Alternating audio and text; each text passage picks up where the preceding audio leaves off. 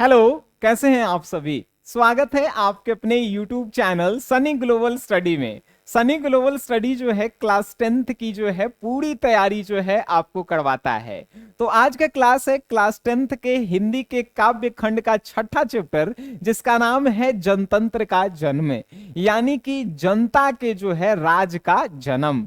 तो इस चैप्टर को आप इस प्रकार से पढ़ेंगे कि इस चैप्टर को पढ़ने के बाद ना ही ऑब्जेक्टिव आपको रटना पड़ेगा, ना ही सब्जेक्टिव रटना पड़ेगा, और पूरा के पूरा आपके दिमाग में फिट करवा दिया जाएगा। तो चलिए आज के इस क्लास को हम लोग जो है शुरू करते हैं। तो सबसे पहले जो है आपसे जो है राइटर के बारे में हम लोग जो है बात करेंगे। क्यों करेंगे? तो भाई राइटर से रिलेटेड ऑब्जेक्टिव क्वेश्चन जो है ज्यादातर एग्जाम में पूछे जाते हैं, है कि नहीं। अगर कोई आपसे पूछे बताइए जनतंत्र का जन्म जो है इसके लेखक कौन है, याद कीजिए ट्रिक से, जनतंत्र मीन्स जनता, जनतंत्र का जन्म यानी कि जनता के राज का जन्म। ठीक है, तो जनता के राज का जन्म, तो जनता के राजा कौन है? अरे राम जी, राम जी। जनता के राजा कौन है? राम जी। यानी कि जनतंत्र का जन्म जो है इस चैप्टर के राइटर कौन है? रामधारी सिंह दिनकर। जनतंत्र मीन्स जनता, जनता के राजा जो है राम जी। जनता राम से रामधारी सिंह दिनकर। जनतंत्र के जन्म चैप्टर के राइटर रामधारी सिंह दिनकर। रामधारी सिंह दिनकर का जन्म कब हुआ? 23 सितंबर 1908 को जो है रामधारी सिंह दिनकर जी का जो है जन्म होता है। कब होता है लड्डू? 23 सितंबर 1908 को। अगर पूछे कि इनका निधन कब हुआ है, 24 अप्रैल 1974 को जो है रामधारी सिंह दिनकर जी का जो है निधन होता है। ये सब जो है ना आपसे ऑब्जेक्टिव में पूछेगा कि बताइए रामधारी सिंह दिनकर का जन्म कब हुआ? 1908 में। कब हुआ? 23 सितंबर को। और निधन कब हुआ? तो 24 अप्रैल 1974 को। अब जो है पूछेगा रामधारी सिंह दिनकर जी कहाँ के? अरे बिहार के ही थे। जन्म स्थान जो है सिमरिया, बेगूसराय, बिहार। जो लोग बेगूसराय से हैं कमेंट बॉक्स में बता देना, तुम लोगों से मिलने चले आएंगे। जन्म स्थान जो है सिमरिया, बेगूसराय, बिहार। इनके बाद जो है रामधारी सिंह दिनकर जी के जो है माता जी का नाम था मनरूप देवी और पिताजी का नाम था रवि सिंह। रामधारी सिंह दिनकर, र से रामधारी सिंह और र से रवि सिंह। रामधारी सिंह दिनकर जी के पिताजी का नाम रवि सिंह और माता जी का नाम मनरूप देवी। अब पूछेगा कि इनकी पत्नी का नाम क्या था? श्यामवती देवी। रामधारी सिंह दिनकर, राम राधा श्यामवती देवी। ठीक है, रामधारी सिंह दिनकर जी के पत्नी का नाम श्यामवती देवी। अब जो है इनकी प्रारंभिक शिक्षा गांव में ही हुई। हमने के बिहारी हैं भाई, रामधारी सिंह दिनकर भी बिहारी थे। जो शुरुआती के प्रारंभिक शिक्षा मतलब कि पहला से 5वां क्लास गांव में ही पढ़े, है कि नहीं, उसके आसपास। ठीक है, 1928 में जो है ये मोकामा घाट रेलवे हाई स्कूल से जो है का किए मैट्रिक किए। 1932 में जो है पटना कॉलेज से का किए बीए किए। बीए ऑनर्स जो है काची से हैं? इतिहास से हैं। आप भी जो है बीए कीजिएगा तो बहुत सारे लोग इतिहास लेते हैं, कोनो को पॉलिटिकल साइंस लेते हैं, जैसे हमर जो है पॉलिटिकल साइंस है। ठीक है, अब जो है आपसे पूछेगा, इतना तो आपको याद हुआ कि नहीं हुआ? रामधारी सिंह दिनकर कौन से चैप्टर? जनतंत्र के जन्म के। इनका जन्म कब हुआ? 23 सितंबर 1908 को। मृत्यु कब हुआ? 24 अप्रैल 1974 को। कहां जन्म हुआ था? सिमरिया, बेगूसराय, बिहार में। पिताजी का नाम रवि सिंह, माताजी के नाम मनरूप देवी। ये सब जो है आपको याद, मतलब कि याद हो गया होगा मेरे अनुसार। नेक्स्ट आपसे पूछे भाई कि ये जो है काम कहां कहां किए हैं? वृत्ति मीन्स ये जो है प्रधान अध्यापक थे HE हाई स्कूल के, HE स्कूल। ठीक है, हाई स्कूल कह सकते हैं। तो प्रधान अध्यापक थे हाई स्कूल बरभीगा के। सब रजिस्ट्रार, सब इंस्पेक्टर, जनसंपर्क विभाग एवं बिहार विश्वविद्यालय में जो है हिंदी के प्रोफेसर भी रहे हैं। भागलपुर विश्वविद्यालय में उप कुलपति भी रहे हैं। हिंदी के सलाहकार के रूप में भी इन्होंने कार्य किया है। आपका जो है माथा थनका होगा कि सर अभी तो हम लोग बच्चा हैं, इतना सारा याद करे पड़ेगा। बस इतना याद रखिएगा कि ये जो है प्रधान अध्यापक थे बड़भीगा हाई स्कूल के, एगो। और दूसरा का याद रखिएगा कि भागलपुर विश्वविद्यालय के हिंदी के प्रोफेसर भी रहे हैं। ठीक है, हिंदी के मतलब कि जो है मतलब विख्यात हैं, बिहार विश्वविद्यालय में हिंदी के प्रोफेसर रहे हैं। ये एक जो है याद रखिएगा। ठीक है लड्डू, चलिए अब जो है आपसे नेक्स्ट पूछेंगे साहित्यिक अभिरुचि, तो 1925 में जो है छात्र सहोदर में पहली कविता प्रकाशित हुई थी। ये क्वेश्चन आपसे पूछेगा कि इनकी छात्र सहोदर के राइटर रामधारी सिंह दिनकर कब प्रकाशित हुआ था? 1925 में हुआ था, ठीक है, और ये इनकी पहली कविता थी। उसके बाद ये इन्होंने बहुत सारा कविता लिखा, उतना आपको जो है पढ़ने का जरूरत नहीं है। याद रखिएगा कि पहली कविता जो है कौन था? तो छात्र सहोदर। और पहली कविता के किताब के नाम का था, तो पहली कविता था छात्र सहोदर, लेकिन कविता के पुस्तक यानी किताब जो आया उसका नाम था प्रणभंग। तो कविता रामधारी सिंह दिनकर जी के जो है पहली कविता पुस्तक यानी किताब का क्या नाम था? प्रणभंग था, याद रहेगा। फिर जो है इनकी कृतियां मीन्स इन्होंने क्या क्या लिखा आपको याद रखना है। प्रणभंग, रेणुका, हुंकार, रसवंती, बस इतने याद रख लेना। एगो रश्मि रथी, उसके बाद एगो जो है उर्वशी, ये भी जो है इनमें से 2-3 जो है आपको हम बता देते हैं कि कौन कौन जो है आपको याद रखना है। एगो प्रणभंग, एगो जो है हुंकार, एगो जो है रश्मि रथी, कुरुक्षेत्र और जो है उर्वशी। ये जो है पांचों के पांचों दिमाग में रखना कि ये जो है रामधारी सिंह दिनकर जी के द्वारा ही जो है लिखा गया। ये सब याद हो गया लड्डू, काम खत्म, राइटर के काम खत्म। इससे जो है ऑब्जेक्टिव क्वेश्चन आपके कंप्लीट हो जाएंगे। अब जो है थोड़ा सा और अगर पूछ देवे कि इनकी कृतियां मिट्टी की ओर रामधारी सिंह दिनकर ही लिखे हैं, अर्धनारीश्वर 12th में एगो चैप्टर है रामधारी सिंह दिनकर ही लिखे हैं, ये भी आप याद मन करे तो याद कर सकते हैं, ठीक है। पुरस्कार इनको कौन कौन मिला? तो संस्कृति के 4 अध्याय इन्हीं के द्वारा लिखा गया था, जिसके लिए साहित्य अकादमी पुरस्कार मिला। ये भी जो है इंपॉर्टेंट है, ठीक है, कि संस्कृति के 4 अध्याय के लिए साहित्य अकादमी पुरस्कार जो है मिला था। और जो उर्वशी लिखे थे, तो उर्वशी के लिए जो है इन्हें भारतीय ज्ञानपीठ पुरस्कार मिला था, ठीक है। साहित्य संस्कृति के 4 अध्याय के लिए इन्हें जो है साहित्य अकादमी मिला, और उर्वशी के लिए जो है इन्हें जो है भारतीय ज्ञानपीठ पुरस्कार मिला था। उसके बाद राज्यसभा के सांसद भी बने, पद्म विभूषण एवं कई अलंकारों से जो है इन्हें सम्मानित भी कहा गया। सबसे इंपॉर्टेंट बात, राष्ट्र कवि के रूप में किसे जाना जाता है? तो र से राष्ट्र कवि और र से रामधारी सिंह दिनकर, यानी कि राष्ट्र कवि के रूप में जो है रामधारी सिंह दिनकर जी को जो है जाना जाता है। याद रहेगा लड्डू। आइए चैप्टर को हम लोग जो है पढ़ते हैं।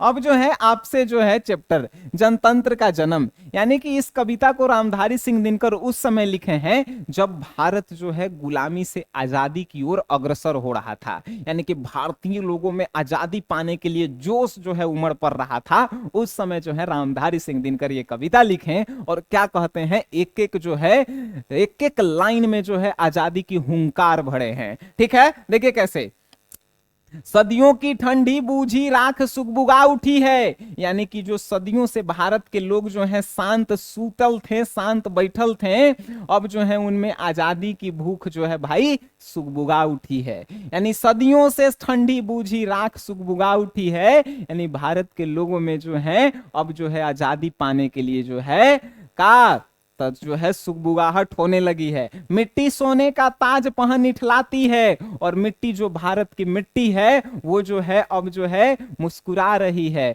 वो इठला रही है, क्योंकि अब जो है अंग्रेजों के चंगुल से जो है क्या होगा, तो मिट्टी को, भारत की मिट्टी को आजादी मिलेगी, और सोने के ताज पहनकर जो है उठला रही है भारत की मिट्टी। राह दो राह, मतलब कि राह छोड़ो, समय के रथ का घर घर नाद सुनो, नाद मीन्स आवाज, तो राह दो, समय के जो है रथ का जो है आवाज जो है सुनो, सिंहासन खाली करो, जनता की जनता आती है। अब इसको जो है हम अपने अंदाज में आपको जो थोड़ा सा सुनाना चाहेंगे। सदियों की ठंडी बूझी राख सुगबुगा उठी है, मिट्टी सोने का ताज पहन इठलाती है, दो राह समय के रथ का घर घर नाद सुनो, सिंहासन खाली करो कि जनता आती है। रामधारी सिंह दिनकर कह रहे हैं कि सदियों से जो है भारत की जनता जो है मतलब कि शुष्क होकर जो है बूझी राख की तरह शांत थी, वो अब जो है मतलब कि का हो रही है, तो उनमें जोश जुनून जो है अब सुगबुगा रही है और भारत की मिट्टी जो है सोने की ताज पहनने के लिए जो है अब तैयार है।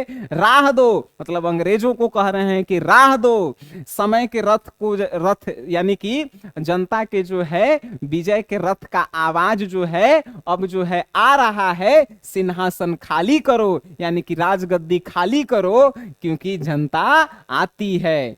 जनता, जनता के क्वेश्चन मार्क लगल है, मतलब कि हाँ वही जनता, मिट्टी की अबोध मूर्तें, मतलब रामधारी सिंह दिनकर कह रहे हैं कि हाँ हम उसी जनता की बात कर रहे हैं जिसको अंग्रेज जो है मिट्टी के अबोध मूर्त समझता है। अबोध मूर्त मीन्स जिसको कोई समझ नहीं होता है, कुछ बोल दीजिए, मिट्टी के मूर्ति को आप कुछ बोल दीजिए, कुछ बोलेगा।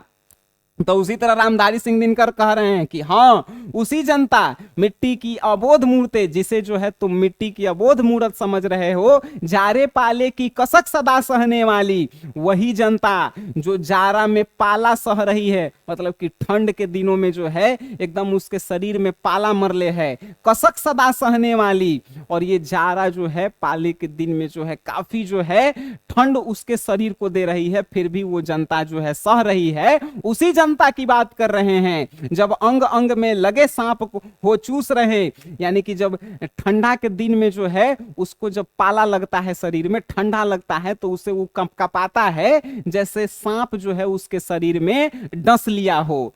तब भी ना कभी मुंह खोल दर्द कहने वाली, तब पर भी जो है किसी से वो जनता जो है मुंह खोलकर नहीं कही कि मुझे ठंडा लग रही है, मेरी मदद करो। हम उसी जनता की बात कर रहे हैं। रामधारी सिंह दिनकर जो है ये अंग्रेजों को चेताते हुए कह रहे हैं कि हाँ हम उसी जनता की बात कर रहे हैं जिसको तुम मिट्टी की अबोध मूर्ति समझ रहे हो, जिन्होंने जारे और पाले की जो है कसक यानी कि कड़ी ठंड को सही है, जिनके जो है अंग अंग में इतना ठंड लगा है कि जैसे लगता था कि सांप जो है उनके अंग को जो है डस रहा है, तब भी जो है वो अपने मुंह से कुछ भी नहीं बोलती है और दर्द जो है वो सहन करती है। आगे कह रहे हैं जनता, हाँ वही जनता, लंबी लंबी बड़ी जीभ की वही जनता, यानी कि जिसकी जीभ है, जिसकी लंबी जीभ हो, लंबी और बड़ी जीभ हो, जिसके जो कसम खाती थी फिर भी तुम लोग विश्वास नहीं करते थे, जनता सचमुच ही बड़ी वेदना सहती है। और जनता एक्चुअल में जो है बहुत ज्यादा जो है वेदना मीन्स दर्द सही है। तो ठीक, मगर आखिर इस पर जनता क्या है प्रश्न गूढ़ जनता इस पर क्या कहती है। ठीक है, जनता का भी जो है अब राज आने वाला है प्रश्न गूढ़ जनता इस पर क्या कहती है, यानी कि यह प्रश्न जो है बड़ा है कि जनता जो है इस पर क्या कहती है कि जनमत का जो है एक्चुअल में जो है मतलब है जनता। जनमत मीन्स जो है राज करने वाले लोग जो है जनता ही हैं, यानी कि इस कविता का जो है अर्थ समझाते हैं हम। जनता मतलब रामधारी सिंह दिनकर जो है जनता के बारे में एक्सप्लेन करते हुए कह रहे हैं कि हाँ हम उसी जनता की बात कर रहे हैं जिसकी लंबी और बड़ी जीभें जो है कसम खाती थी फिर भी तुम विश्वास नहीं करते थे। जनता सचमुच जो है बड़ी वेदना मीन्स बड़ी कष्ट सहती थी, लेकिन जो है उसके दर्द को कोई नहीं समझ पाता था। सो ठीक, वो ठीक है, मगर आखिर इस पर जनमत क्या है, यानी जनमत क्या है। जनमत जो है भाई, जनमत का असली अर्थ है जनता का शासन। है प्रश्न गूढ़, यानी कि प्रश्न जो है बड़ा है, जनता इस पर क्या कहती है, तो जनता जो है कहती है कि जनमत का असली अर्थ है जनता का शासन होना। मानो जनता हो फूल जिसे एहसास नहीं, यानी कि लेखक कह रहा है कि मानो जनता को तुम फूल समझ रहे हो जिसे कोई एहसास नहीं होते हैं, तोड़ दो पेड़ से या पेड़ से तोड़ के उसको कुचल दो, तुम जो है जनता को फूल समझ रहे हो जिसे कोई एहसास नहीं होता है। जब चाहो तुम उसे जो है सजा देते हो, जब चाहे तुम उसे उतार देते हो, यानी जनता को लोग जो है फूल समझ रहे हैं जिसको कोई एहसास नहीं होता है। जब चाहे उसको सजा देते हैं फूल को, जब चाहे उतार देते हैं। ठीक उसी प्रकार जनता को जब चाहे यूज करते हैं, जब चाहे यूज नहीं करते हैं। अथवा कोई दूधमुही जिसे बहलाने के, यानी जनता को तुम दूधमुही बच्चा समझ रहे हो। दूधमुही बच्चा को जो है क्या जरूरत होता है, तो दूधमुही बच्चा को जो है जंतर मंतर सीमित हो चार खिलौनों में, जिसको जो है समझाने के लिए 4 गो खिलौना दे दीजिए, वो जो है बहल फूस जाएगा। तो यही लेखक कह रहा है कि तुम जो है जनता को फूल समझ रहे हो कि जब चाहे तुम उसे सजा दोगे, जब चाहे तुम उसे उतार लोगे। जनता को दूध मुही बच्चा समझ लिए हो कि उसे 4 गो खिलौना देके जो है तुम उसे बहला फुसला लोगे। लेकिन होता है भूडोल बवंडर उठते हैं, लेकिन भूडोल मीन्स भूकंप आ जाते हैं, बवंडर आ जाते हैं। जनता जब को पाकुल हो भी कुटी चढ़ाती है, जनता जब जो है आवाज उठाती है, यानी जनता की जब आवाज उठेगी तब भाई भूकंप आ जाएगा, बवंडर आ जाएगा, जब जनता की जो है आवाज उठेगी। आगे लेखक कह रहे हैं, दो राह समय के रथ का घर घर नाद सुनो। रामधारी सिंह दिनकर कह रहे हैं कि दो राह दो, राह दो, राह दो समय के रथ की जो है घर घर आवाज सुनो। सिंहासन जल्दी खाली करो क्योंकि जनता आ रही है।